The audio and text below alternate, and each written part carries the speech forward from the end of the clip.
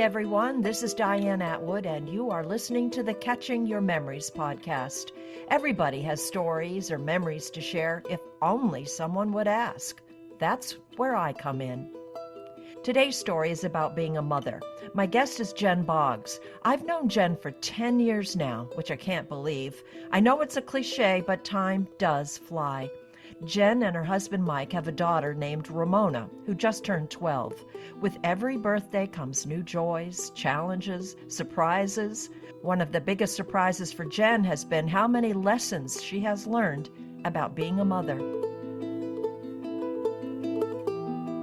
Well, Jen, welcome to Catching Your Memories.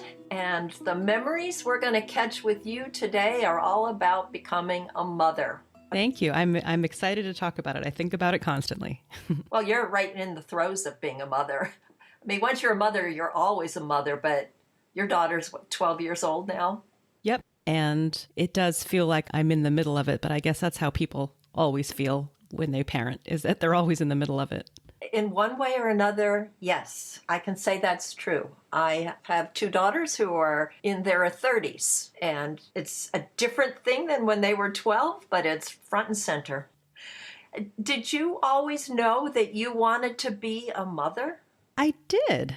I don't remember exactly when that feeling or thought entered my mind, but I kind of did. I remember thinking back to high school, you know, my name's Jen, and sometimes friends would call me Jenny, and I had a friend that would call me Henny, and I said, why do you call me that? And he said, it's because you're like a mother hen. You kind of look out for all of us and make sure we're on the straight and narrow, and, you know, you're always good with advice. And so I guess I've always had that sort of bent. The motherly instinct, they call it, maybe? Yeah, I think so. But you waited until you were a bit older to start having children. How old were you? I think I was 37 or 38. But, you know, I lived a full life before then. And my husband and I didn't get married for, I think it was maybe 7 years into our courtship, I guess, that we actually got married. So we were sort of late to the game with that, too, in a way. I think I just wanted to sort of both get established financially so we wouldn't have to worry, but also we were just enjoying our lives. And then I became a mother. And you're enjoying it in a different way. It's very different. Oh boy, is it different. But you got to have that footloose and fancy-free lifestyle for many, many years. I did. We were living in New York City. We met in Maine, and then we moved to New York City, and we got to have lots of adventures there, which would have been difficult, if not impossible, with a child. So when I did get pregnant, we always had this plan to move back to Maine when that happened. And I just had this idea that unless I had lots of money, it would be a difficult thing to raise a child in the city. Okay, so I know from my own experience that when you're in your late 30s and you're pregnant, you're considered a geriatric patient. It is very unflattering, yes. Were you at all concerned about being pregnant in your late 30s? I wasn't really, because I felt like I was healthy. You know, I had always lived kind of a healthy lifestyle. And I didn't until it became very hard to get pregnant. And then I began to wonder. So you had difficulty getting pregnant in the first place? I did, yeah. And I had a couple of miscarriages, which I attributed to having a difficult pregnancy. But what I didn't realize at the time, because once I started talking about it with friends and people I really didn't know very well, I started learning that lots of people have miscarriages when they're trying to get pregnant. And it's quite natural. Like, it's in the natural course of things that your body's sort of getting ready to house this human for 9 months. And so that was the biggest surprise to me, that I thought I was just this alien person who couldn't sustain a pregnancy. But as it turns out, that's true for many, many women. Is that something that you discovered then or years later? I discovered it then because I had had a few miscarriages, and I had a manager who was actually a few years older than me who had also had trouble getting and staying pregnant. And she told me, go get acupuncture. And she gave me the name of a acupuncturist in Manhattan. And I truly believe, I have all the evidence that helped me to get acupuncture. I can't explain it, but I've heard many other people have had the same experiences, that acupuncture really helped support that pregnancy. Perhaps by bringing everything into balance. Maybe. It was a mystery to me, but it was very relaxing to go there every week. And I really actually, thinking back now, would have done it for longer, because what happened with my pregnancy was everything was going swell. And then they say 10 weeks, I think 8. I had an early labor. My daughter was born quite premature. So you had 2 miscarriages, and did those happen in the first trimester really soon? Very soon after, yes. And was that devastating for you, at least until you got to talk to other women who had been through it and you had a better understanding of how prevalent miscarriages really are? Yeah, I mean, it was. It was very confusing, because I felt like I was doing all the right things, and I was, a good weight and ate well and all that stuff. And yeah, it was, I don't know if I would say devastating, but I would definitely say very confusing and sad, really sad. Yeah. Did it help you to have at least one person to talk to? Is it something that you could talk about openly? Not really, which is, I think, part of the reason why people don't talk about it, because it is so painful for a lot of people. But it really did help me to have another person, and then another person. And so since then, I've talked to many friends, and, oh yeah, I had that happen too. So I guess that later on surprised me that it was so very common. And I think since then, people are more open to talking about it, and there have been some celebrities that talk about it. But I think talking about it really does help, because then that woman may not feel so devastated. And plus, she may not give up. She might keep trying. Right. Because I'm sure some women just give up. I think it's critically important to be able to talk about something like that, because you have that feeling of, as you said, there's something wrong with me. And you may feel like I'm the only one. So I think it's really critical that we can talk about it openly. But when you finally did get pregnant the 3rd time, and it, for lack of a better word, stuck, you must have been pretty anxious. No, I wasn't, weirdly. I think because it stuck, and because I had done something to help it stick, I wasn't nervous, really. I was so elated to be pregnant. I loved being pregnant so much. I mean, I think there was like a week maybe when I was having the nausea and wanting to, throw everything up, but it didn't last for long. And it just was so much fun to me. I really enjoyed it. My real sadness when I had my daughter so early was that I missed that 3rd trimester, and I was looking forward to being huge as a house. And, I didn't get to wear a lot of the big old clothes I had been planning to wear. And yeah, I really was looking forward to that, to having that whole experience. So it was a very joyful, happy time to be pregnant, and it was what they call an uneventful pregnancy until it became very eventful. At what point did you start to go into labor? Hard to say, because I'd not been in labor before, so I didn't exactly know. But I went to work one day, and it was the funniest thing, right? This idea of intuition. But I was working in an office in Manhattan, and I usually tried to dress fairly professionally and fashionably or whatever. But that day I was feeling so kind of sluggish. And I had rested the day before, because I was like, I just feel tired. So I'm just going to pull out the sofa bed and watch movies all day, which is exactly what I did. I went to work the next day, and I was like, I'm going to wear my maternity jeans, because I don't know. I just really need to feel comfortable today. And then I had lunch. I had a peanut butter and jelly sandwich. I'll never forget it. And I never finished it, because I realized, oh, something is going on. And one of my managers called a cab and sent me to the hospital. And I was there for, I think, about almost a week before I did have Ramona. Any cause that they told you about why you went into early labor? Honestly, I don't remember. I think something just gave out. Something was just ready to. It wasn't something so specific, I think, that I remember exactly. Like, it wasn't preeclampsia, and it wasn't, some things I've heard about other women experiencing. It just happened, I think, which, again, if I had the acupuncture, I kind of wonder if it would have ever happened. Yeah. So she was about, did you tell me, 8 weeks early, 8 to 10 weeks early?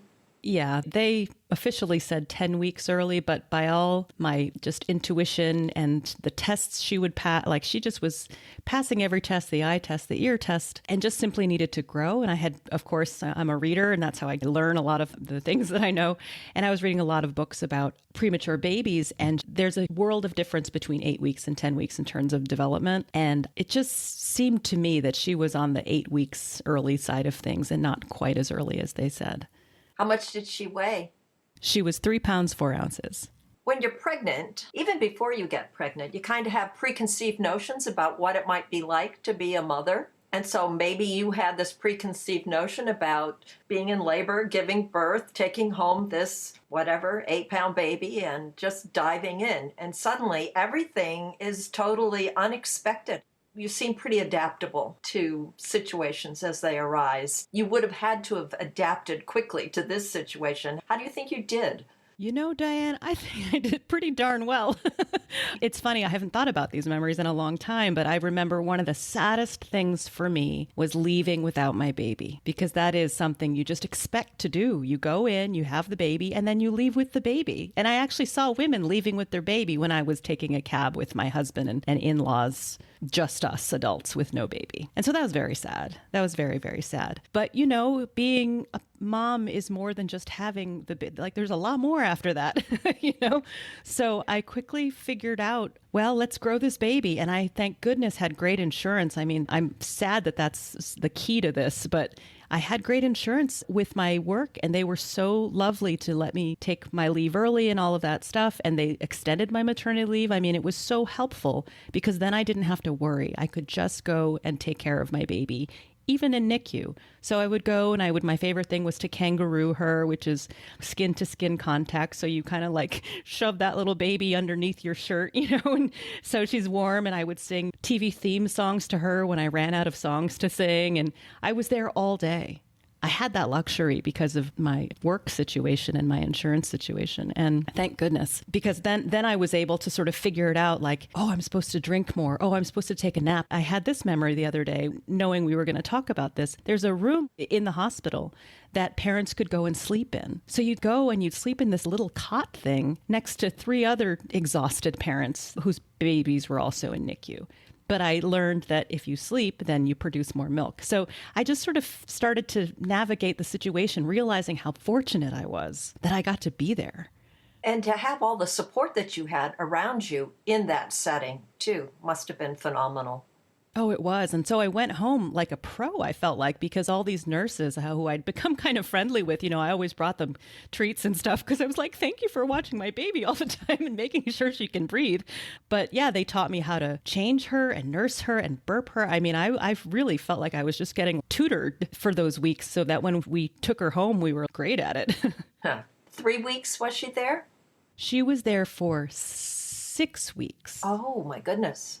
Yeah, and they thought that she would be in a couple more weeks, even more than that, which also lends more evidence to my argument that she wasn't 10 weeks, that she was a little bit further along. So when we were talking beforehand about what we were going to talk about, you mentioned that you didn't even have time to do childbirth classes. Had you done your classes? Yeah, no, one of my...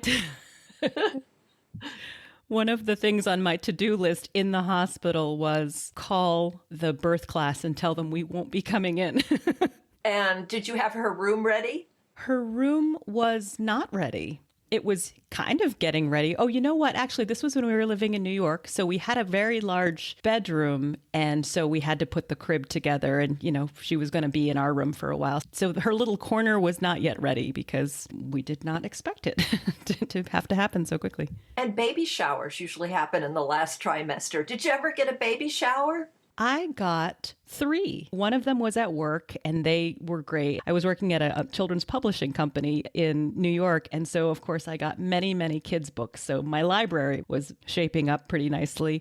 So I went to that baby shower, and then I had a baby shower with all of my friends. My best friend flew up to New York, and my daughter was still in NICU. So I had 2 baby showers with her in NICU. And then when I came home to Maine, I had my 6-month-old baby, and we had a family and friends in Maine baby shower. So I got 3. So I guess I can't. It wasn't all bad. No complaints. Right. Oh, goodness. So when you brought her home, we talked about a little bit about those preconceived notions. What did you think before she was born, what it was going to be like to be a mother? I didn't really know. I had my hopes that it would be fun, and it did turn out to be fun. Not all the time, definitely not. What I mean by hopes is, so my own mother was not the mom I wanted or needed. And I don't mean that to sound harsh because I love my mother so much. But her own mother could not give her the time or the space to become the kind of mom I kind of wished I had. someone that was around, someone that talked to me about things, was honest with me about things. My own mom just wasn't able to do that for me. And so my preconceived notions were, I want to do it differently. So I kind of was not really starting from scratch. Often I would do things the opposite of what, and I know this isn't a new idea, but I would do things the opposite of what my mom did in hopes that, I don't know, it kind of feels like a do-over in a way, that I get to be the mom I had always wished to have. Do you talk to your mom about that? We haven't, because I think that would be too much. I think that would be too much. And maybe one day we will have those conversations. But I find the conversations we're having now are me kind of telling her what kind of, I don't even have to tell her. She can see me being a Girl Scout leader for Ramona's troop. And she can see me participating in the PTO and knowing all Ramona's friends' names and knowing what's going on in her life. Like, I think she can see how things have turned out differently. I never want to blame her for how she was, because she was doing the best she could. I have a billion questions, and I'm drawing from my own experience a little bit. I often found my mother watching me when my daughters were younger, and we never had a discussion about it either, and it's too late now, but sometimes I would think she's judging me. She's watching and judging me. But now, looking back, I think maybe she was just trying to learn from me or whatever. Maybe it was taking her back to her own early mothering. I wish I could have had the conversation with her at some point. Yeah, she might have been admiring you. I'd like to think that, but we never were in a space where we could have that conversation. Yeah, I never wanted to go there, and now I wish I had. But anyway. It sounds like you have good conversations with your daughter, so that's what's important now. Yeah, we do. We talk about everything. And that's the way I wanted it to be always, is to just be able to give her information and wisdom, but also to just be around and available and have her trust me and her father also, but have her trust us enough to be able to ask us anything. And, I was thinking about this yesterday, that I was a latchkey kid in the 80s and an only child. So I watched a lot of TV, like hours of TV, which makes me feel guilty now when I tell my daughter to be like, 30 minutes on the tablet and that's it. But I watched a lot of TV and I saw a lot of examples of motherhood, and some of them were pretty good. So I didn't have my own mom. I had sort of my own resources, and I did know a couple of other friends' moms who I thought were pretty cool, but I did watch and learn from TV moms, which I hope doesn't sound too pathetic. But, there was this, I even thought of Leave It to Beaver, and how at the end of the episode, usually it was the dad, not the mom, but I don't care. The lesson is the same. That they would talk to the beaver or Wally, whoever had the adventure in that episode, and say, here's where you went wrong. Here's another way to try it. And hopefully next episode, you'll be able to do it better. You know what I mean? Like, that wasn't exactly how they phrased it, but there were lessons to be learned. And you really could only impart those lessons if you spoke with your kids and just talk to them. Just talk to them. And then I think one of the surprising things about being a mom and talking with my daughter so much is the things I've learned from her. I mean, since she was 2, not even right now as a prepubescent girl, but all along she's been teaching me things because I've been having these conversations with her and listening, and she just has taught me a lot. Taught you a lot about yourself? Taught me a lot about myself, but also just her. She's a person. She's always been a person. I think sometimes people forget that kids are people and they're fully formed in that moment, if that makes sense. They'll grow and learn more, but in that moment, they're 100% human. And so her perspective on things is sometimes really funny and really wacky, and sometimes something I haven't considered. So she's taught me, I can't start to list them because it's sort of an ongoing conversation we have. And you probably are in a different space, too, today than you were when she first came home from the hospital, for instance. So your perspective has probably evolved over this past decade plus. It has, yeah. And I think that's one of the biggest surprises to me, too, is that I knew the kid would change, right? I knew that they would go through these phases and stages, and I knew that. But what I didn't know, and what no one told me, was that at each stage, I was also going to change. It might sound obvious now, but it didn't occur to me that as she grew, I would also grow. Never occurred to me because I'm like the quote fully formed adult who knows everything, and then I'll just raise this little seedling into a plant or whatever. But yeah, that's been kind of a fun surprise and sometimes a very painful surprise too. Absolutely, because, between birth and age 12, there's a lot of phases in there as they are developing and they're being able to formulate their own opinions about things. And in some of those stages, they are very opinionated. Some of those ages and phases are just marvelous. And some of them, you wonder, am I ever going to make it through this? Do you have any highlights from particular phases or ages? I think now feels the most challenging. Maybe it's like, how they say that you forget the pain of childbirth. Maybe you also forget the pain of all those other stages too, because as I'm trying to remember, it wasn't all good, obviously, but I can't remember because I feel like I figured out those challenges and then we're moving on to the next challenge. So right now the challenge is she's asserting her independence in all kinds of ways, in thought, in actions, in her relationship to me and her dad. So that feels very challenging to me. Sometimes, as I moved through these stages with her, she would move on to the next stage and I would be behind because I got so used to the other one. And I was like, oh, wait, we're moving on. Okay. So she would just, by nature of being a growing human, take the lead and I would have to catch up. Like often I would have to catch up. So I'm kind of in that place again where now she's in 6th grade and we're entering kind of a fraught time for a young woman. That was my experience anyway. And I've seen a lot of my friends do the same. But this middle school, especially with social media and stuff like that, I feel like it's going to be a little tricky. And so I'm catching up by having clear boundaries, but also being able to get out of her business, which I was so used to doing. And, honestly, the pandemic didn't help that because you're trying to protect your child and she was home a lot, which I think was a real blessing in some ways. But now having to let go and trusting her judgment and all that stuff, like I want to do that and I'm not quite there yet. I'm slowly getting there, but yeah, I think I might need to move along because she's already moving past me. Well, it sounds like you've built a really strong foundation of trust in particular, which is important. But the thing about being 12, being in that space, I think is that it's an age in which they really become aware of themselves in a different way. They become aware of how other people may see them. And unfortunately, I think that becomes more important than it ought to be. Does that make sense? It does. I'm seeing a lot of that, actually. I just spent time with my 2 granddaughters who are 5 and 3. And it's the 3-year-old that I thought of when you were describing how Ramona is right now, exerting her independence. The 3-year-old, you have to be careful what you place in front of her for food, because for no other reason other than I'm stating my opinion, I don't want this. So I think that probably along the way, kids assert themselves.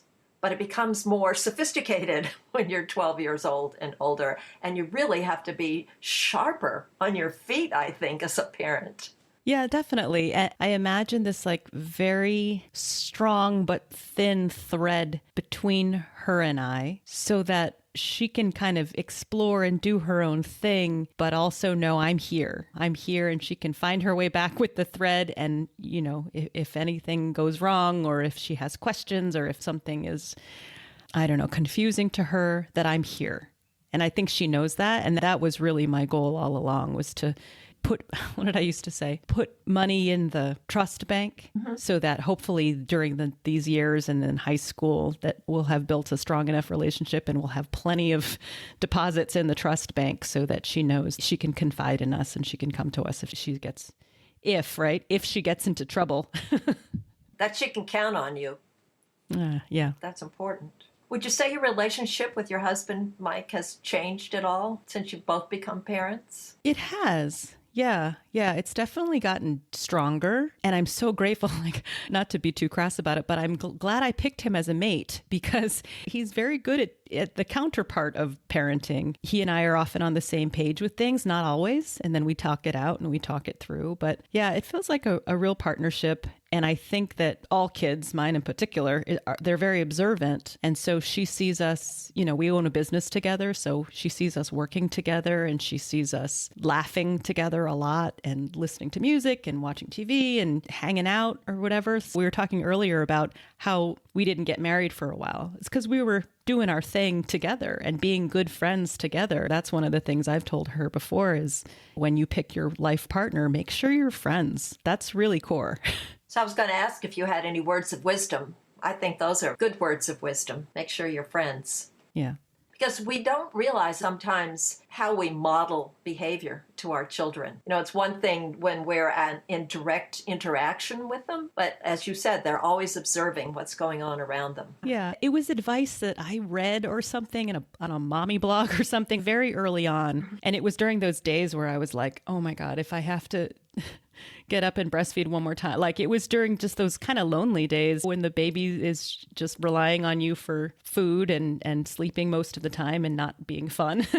But during that time, I had read a piece of advice and I've heard it a lot since, which is every parent needs to make sacrifices for their kids, of course, but to not stop being who you are. And I've tried to do that throughout her life. She sees me working and she sees me reading books and joining book clubs, and she sees me having friends and making time for my friends. And so she sort of sees me being a person apart from being a mom. And I hope that will influence her in a positive way too.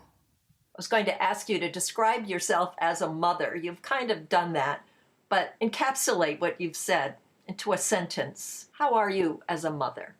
As a mother, I am curious about the whole endeavor. I mean, that was why I think I enjoyed being pregnant so much, because I was so curious what my body would do and could do. And then once I had her, I was curious about how I would grow her and how I would care for her. And then going through all those stages, like that curiosity really helped me get through some of that defiance and some of that annoyance when you're annoyed with your kid. And I try to be, and again, this was what I learned because of the absence of what I had as a child. I try to be present. And sometimes I'm not good at it. Sometimes I just would rather go read a book. And sometimes I do.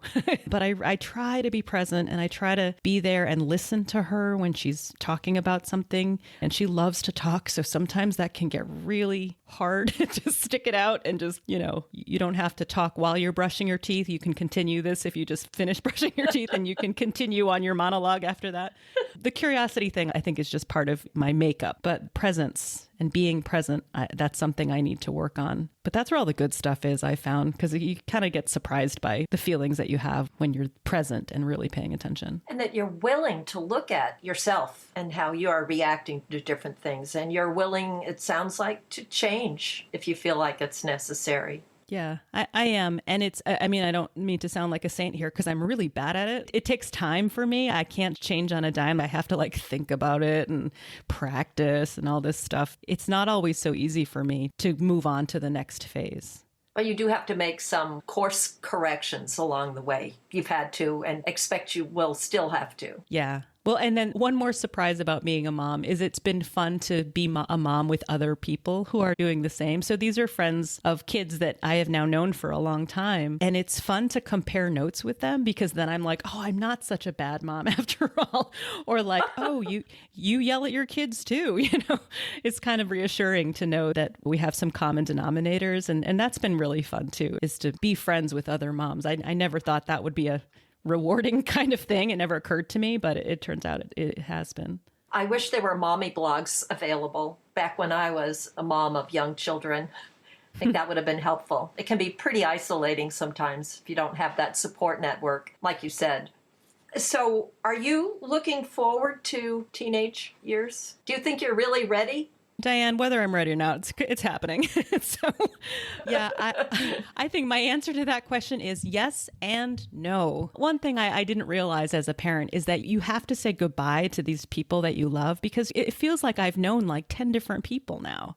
I knew this infant named Ramona, and then I knew this toddler named Ramona, and then I knew this 3-year-old named Ramona, and she keeps changing.